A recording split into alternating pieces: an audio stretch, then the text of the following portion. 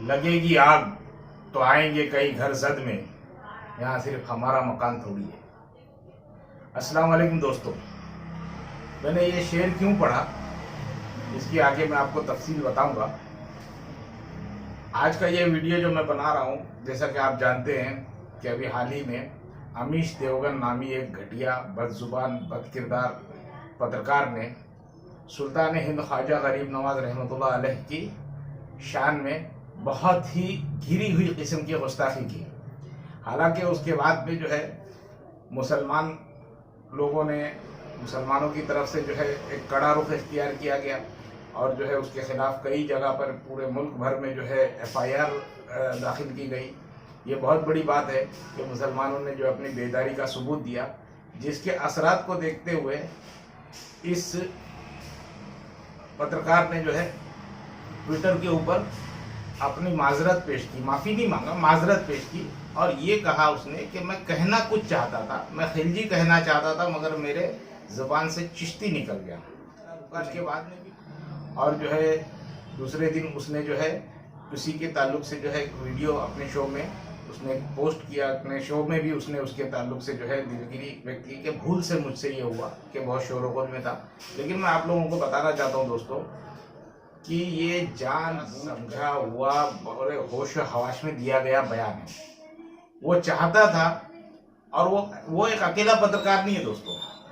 आप जानते हैं कि पिछले कई सालों से इंडियन मीडिया में टीवी पत्रकारों ने कुछ एक ऐसा माहौल बना दिया है कि वो लोग सिर्फ वहाँ बैठ करके जहर अफशानी करते हैं इस्लाम के ख़िलाफ़, मुसलमानों के ख़िलाफ़, शरीयत के ख़िलाफ़ और जो भी इस्लामी ताल्लुक़ से जो है मुसलमानों के ताल्लुक़ से जो भी मामलात है उनके अंदर वो जो है अमल दखल करते हैं और उसके ताल्लुक़ से वो लोग जो है एक माहौल बनाने की कोशिश करते हैं कि किस तरीके से मुसलमानों को जो है जलील किया जाए। दोस्तों, मैं यहाँ पर आपसे जो है उस ताल्लुक़ से जो है मैं ये जो वीडियो बना रहा हूँ इसके पीछे की एक वजह है और जो शेर मैंने आपको शुरुआत में सुनाया उसके मैं आपको आगे बताऊंगा कि ये शेर क्यों यहाँ फिट बैठ रहा है, उसकी वजूहत है।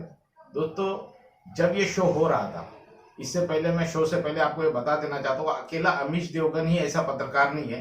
इस तरीके से जहर फैलाने वाले कई पत्रकार जो है टीवी चैनल्स के ऊपर बैठे हुए हैं और कई टीवी चैनल्स जो है इस किस्म की एक शोज चलाने का काम करे। उन्होंने एक तरीके से जो है इस एक मुहिम छेड़ रखी है कि किस तरीके से हम जो है मुसलमानों को और इस्लाम को जो है बदनाम करें और उसके ऊपर कीचड़ उछालें। दोस्तों, जब ये शो चल रहा था अमीश देवगन का, उस वक्त 3 पैनलिस्ट जो बैठे हुए थे वो मुसलमान थे और एक बीजेपी का सुधांशु त्रिवेदी नामी जो बीजेपी का MP भी है, वो प्रवक्ता वहाँ बैठे हुए थे और साथ साथ में जो है एक संत बैठे हुए थे। इशू क्या था? उस इशू के ताल्लुक से जो है बात हो रही थी, उसमें कहीं भी ख्वाजा मोइनुद्दीन चिश्ती रहमतुल्लाह अलैह के जिक्र आने की जरूरत नहीं। फिर भी उस शो में बैठे हुए एक मौलाना ने, अलीम कादरी नाम है, जो हैदराबाद के मौलाना है, उन्होंने इस्लाम के फैलने के असबाब में ख्वाजा मोइनुद्दीन चिश्ती रहमतुल्लाह अलैह का जिक्र लेकर के आया और जब उन्होंने इसका जिक्र लेकर के आए तो अमीश देवगन जो है तैश में आकर के ख्वाजा मोइनुद्दीन चिश्ती रहमतुल्लाह अलैह की शान में गुस्ताखी कर बैठा और एक बार नहीं, ऐसे उसने बयान 3 बार लगातार दिए। वहां पे उस शो में बैठे हुए एक भी मुसलमान ने उसी वक्त उसी शो में ऑब्जेक्शन नहीं दिया। आप जानते हैं, ये समझने की बात है कि उन्होंने उस वक्त ऑब्जेक्शन नहीं लिया। क्यों नहीं लिया, ये अब समझने की बात है, ये मैं आपको समझाना है।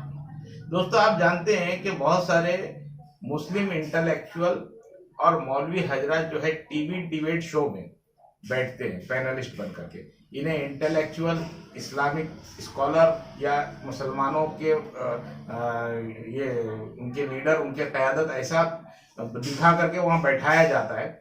एक्चुअली ये मौलवी हजरत जो है ये पंच बॉक्स है, पंच बैग होता है ना, पंच बॉक्स बोलते हैं, सॉरी, पंच बैग, यानी बॉक्सिंग की प्रैक्टिस करने के लिए एक पंच बैग होता है जिसके ऊपर बॉक्सर अपने बॉक्सिंग की प्रैक्टिस करता है और बाद में जो है वो उसको अच्छा बॉक्सर बनता है। तो इनको पंच बैग के तौर पर वहां बैठाया जाता है और इस्लाम के ताल्लुक से जो है उनसे बातें की जाती है। अब ये इस्लामिक स्कॉलर जो है अकबर जोधा की डिबेट में भी बैठेंगे, खिलजी की डिबेट में भी बैठेंगे, आतंकवाद की डिबेट में भी बैठेंगे, पेट्रोल के दाम घटेंगे बढ़ेंगे उसकी डिबेट में भी बैठेंगे, सियासत की डिबेट में भी बैठेंगे, तालीम की डिबेट में भी बैठेंगे, साइंस एंड टेक्नोलॉजी की डिबेट में भी बैठेंगे। आप सोचिए कितने जानकार है ये लोग और इनकी हैसियत क्या है। अब ये टीवी डिबेट के अंदर जो बैठते हैं ये पेड मौलाना है, इनको पैसा दिया जाता है, उनको बैठा करके पंच मारने का पैसा दिया जाता है। वो पंच किसको लगता है, बैठा करके सामने वो पंच बैग जो है, पंच बैग बन करके बैठने के को 5,000 किसी को 3,000 उसकी हैसियत के मुताबिक उनको पेमेंट किया जाता है और उनको कहा जाता है कि हम तुमको मारेंगे। उनको स्क्रिप्ट दी जाती है कि हम जो भी कुछ बोलेंगे तुमको सहना है, आधे घंटे का 40 मिनट का जो शो है उसमें से उठकर जाना नहीं, तब तुमको पेमेंट मिलेगा। तो ये अपनी पेमेंट के लिए सारी कौम को, इस्लाम को, मुसलमानों को बदनाम करने का, उन पर कीचड़ उछालने का, उनको जलील करवाने का ठेका इन्होंने लेके रखा है। इन्होंने सुपारी लेके रखी है। सुपारीबाज इस्लामिक स्कॉलर और मौलवी हैं। आप सभी जानते हैं, आप में से कोई भी उनके बैठने से इत्तेफाक नहीं रखता होगा। अब ये जो मौलाना कादरी है, जब इन्होंने शो में ऑब्जेक्शन नहीं लिया तो मैं ये देखना चाहता था, मुझे इसीलिए ये वीडियो बनाने में देरी हुई कि ये जो टीवी डिबेट्स के मौलाना है, ठीक है, मुसलमानों ने अवामी सतह के ऊपर बहुत सारे गैर मुस्लिमों ने भी FIR दर्ज कराई है, शिकायतें दर्ज कराई, वो होना चाहिए था, वो हुआ। मगर ये टीवी डिबेट के जो शो बॉयज है, जो पंच बैग्स मौलाना है, इनमें से किसने एहतजाज दर्ज कराया, किसने कोई वीडियो बनाया, किसने कोई जो है उनकी आपत्ति दर्ज कराई? क्यों? क्योंकि फिर उनको उसी चैनल में जाना है, उन्हीं के शो में जाना है और वहीं से पेमेंट लेना है। तो जहां से उनकी आमदनी चलती है वो आमदनी के दरवाजों को बंद नहीं करेंगे। अब हमें आपको सोचना है कि ये लोग जो टीवी शो में जाकर के मुसलमानों के ताल्लुक से जो है जहर अफशानी करने में और मुसलमानों को बदनाम करवाने में, उन पर कीचड़ उछालने में जो मदद करते हैं, उसी का नतीजा ये हुआ कि पहले अवामी सतह तक था, फिर शरई सतह तक आया, फिर इस्लामी मामलात तक बात पहुंची और अब जो है ये मामला जो है हमारे यहाँ हमारे बुजुर्गान दीन औलिया अल्लाह की शान में गुस्ताखी करने तक पहुंच गए। क्योंकि अब ये एक प्रैक्टिस लगातार करते गए तो उनको समझ में ही नहीं आ रहा कि रिएक्ट कुछ होता है। मुसलमान भी कुछ रिएक्ट करते हैं, मगर दोस्तों FIR करने से ही मामला खत्म नहीं होता। हमको ये सोचना चाहिए कि एक अमीश देवगन नहीं है, ऐसे कई चैनल्स है जो इस किस्म की जो है जहरीली जुबान इस्तेमाल करते हैं और जलील करते हैं। क्यों ना हम उन चैनलों का सब्सक्रिप्शन बंद कर दें। हम लोग जिन चैनलों को देखते हैं 4 बजे से, जिनसे हम गालियां सुनते हैं, वही चैनल को हम महीने में पेमेंट करते हैं, केबल का और डिश टीवी का। तो अगर हमने इन चैनलों का सब्सक्रिप्शन बंद कर दिया, इन चैनल्स को हमने देखना बंद कर दिया, तो कम से कम कुछ नुकसान हो या ना हो, लेकिन हम कम से कम हम इतना तो कर सकते हैं कि उनकी TRP में बढ़ाने में हम उनके हिस्सेदार नहीं बनेंगे। नंबर 1। दूसरी चीज दोस्तों मैं ये बताना चाहता हूं, जो शेर जो मैंने पढ़ा उसके पीछे की वजूहत क्या है।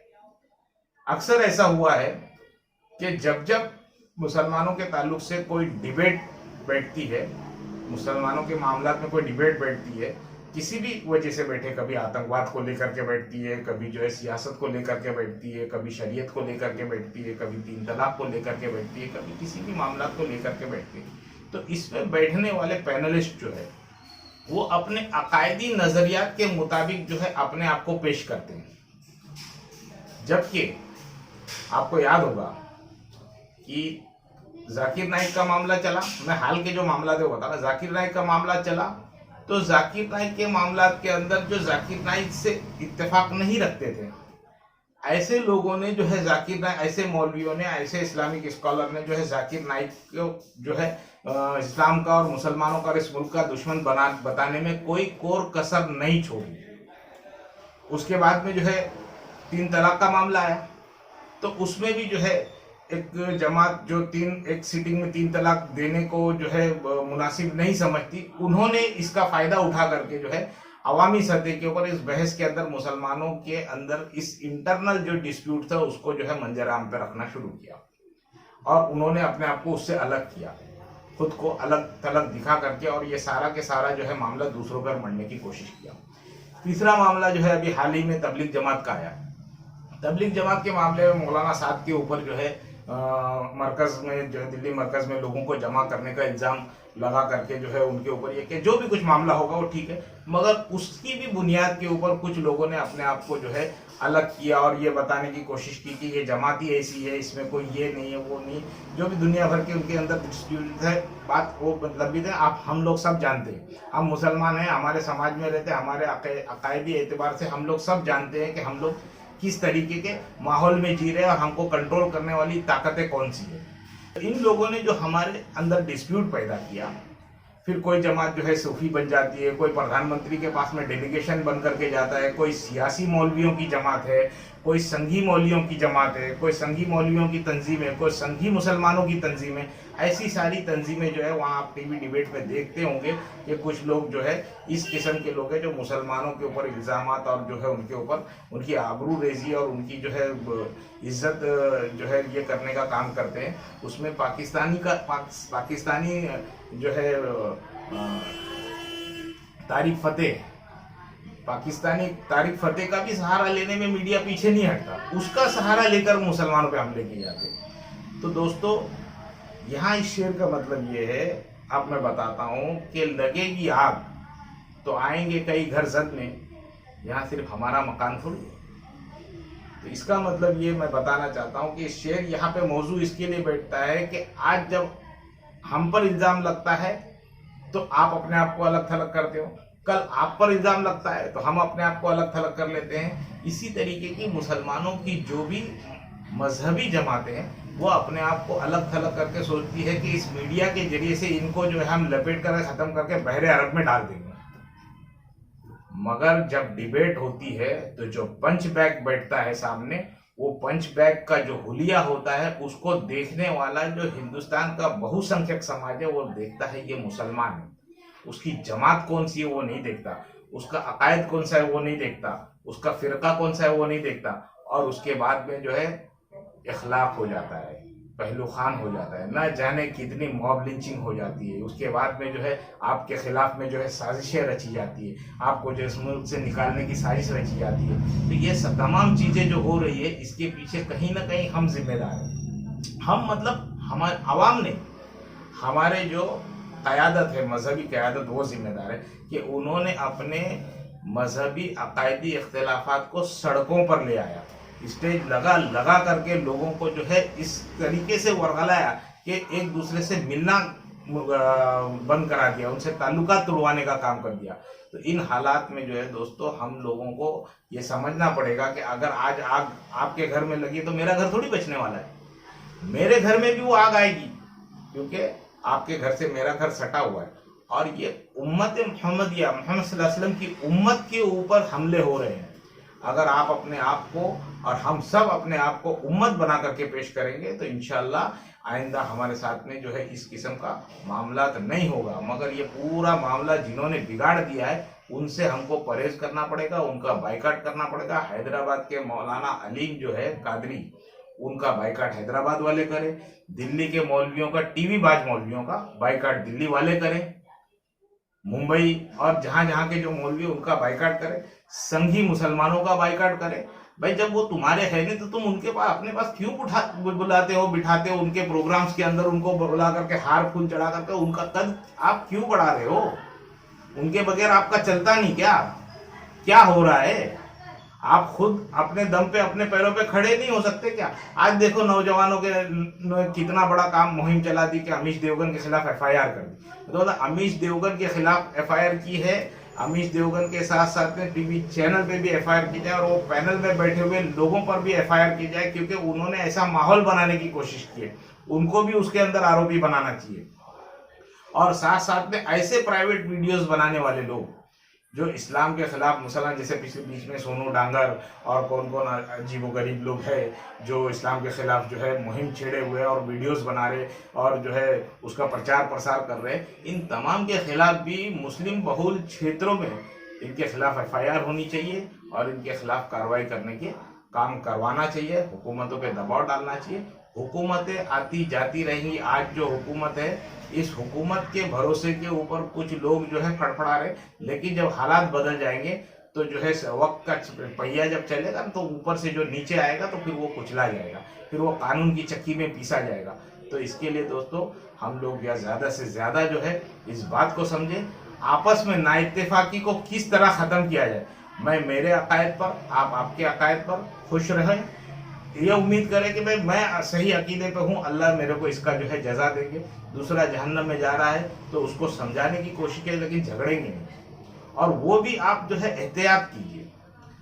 हर चीज़ के लिए एक रास्ता, एक तरीका है, गाली गलौज से काम नहीं होता। मगर हमने आपस में अपने आप को इतना कमज़ोर कर दिया कि इस्लाम के जो है मानने वालों का, जिसको अगर एक जिस्म माना जाए तो सर से लेकर के पैर तक का वो जख्मी है, किसी का मुकाबला करने की उसके अंदर सिकत नहीं। इसीलिए हम में से कुछ जो है बिकाऊ लोग निकल जाते हैं और वो जा करके जो है जहां उनको पैसा मिलता है, क्योंकि इनके पास दूसरा कोई कमाई का जरिया नहीं है। ये अपने कारोबार से, अपने पेशे से नहीं कमा सकते। इनके पास में जो जरिया है वो यही है कि दीन बेचो, अपनी तालीम को बेचो, अपनी मौलवी की सनद को बेचो। तो ये दूसरे किसी जरिए से कमा नहीं सकते। तो अब इनको एक असबाब मिल गया कि टीवी वाले इनको कुछ पैसा दे देते हैं।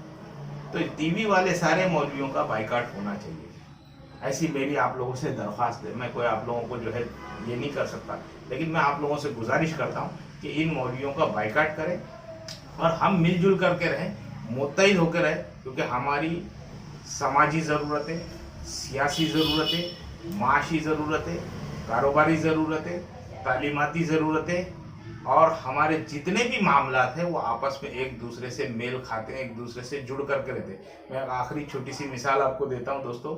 अभी हाल ही में दिल्ली में फसाद हुए हैं। उन फसादात के अंदर आपने देखा होगा कि कुछ नौजवानों को पुलिस डंडे से पीट रही और बोलती है उनको गरीबी का राष्ट्रगान गाओ, और जो है उनसे कहा जा रहा है कि आप जो है आज़ादी की जो नारे मारे थे वो आज़ादी के नारे लगाओ। आप में से देखने वाले हर किसी को उसकी तकलीफ हुई होगी कि लेकिन क्या आपने ये जानने की कोशिश की कि उनका अकीदा कौन सा था, उनका मसला कौन सा था। दूसरी एक बात बता रहा हूँ, दिल्ली के फसादात के अंदर एक मस्जिद के ऊपर जो है शर पसंदों ने जो है मस्जिद का मीनार पे चढ़ करके उस पर जो है भगवा झंडा लगाने की कोशिश। आप में से किसी ने जानने की कोशिश की? दुख तकलीफ तो सबको ही होगी, लेकिन जानने की कोशिश की कि वो मस्जिद किस मसलक किस अकीदे की? नहीं ना, मस्जिद तो मस्जिद है, अल्लाह का घर है। उसी तरीके से पहलू के अकीदे को, जो पीलू खान है उसके अकीदे को, अखलाक के अकायद को, या जो भी कासिम वगैरह जैसे जितने लोग मॉब लिंचिंग में मारे गए, ये किस मसलक के किस अकीदे के, ये आप जानने की कोशिश की? सबका दुख आपको हुआ। तो बस ये याद रखना कि अगर हम लोगों ने एक दूसरे के दुख को समझा, उसके अकीदे मसलक तक उसको जाने की जरूरत नहीं है, तो इंशाल्लाह हम लोगों को जो है मुत्तहिद होकर के ऐसी सांप्रदायिक ताकतों का मुकाबला करने की हिम्मत और ताकत आएगी। वरना मैं एक जमात में जाऊंगा तो मेरी खुन्नस में आप दूसरी जमात में जाओगे, और तो उनकी खुन्नस में तीसरा जो है सांप्रदायिक जमात में जाएगा, और वो सांप्रदायिक जमात जो है पूरे देश को कंट्रोल कर रही है। तो दोस्तों इन्हीं बातों के साथ में जो है मैं अपनी बात मुकम्मल करता हूँ। खुदा हाफिज़।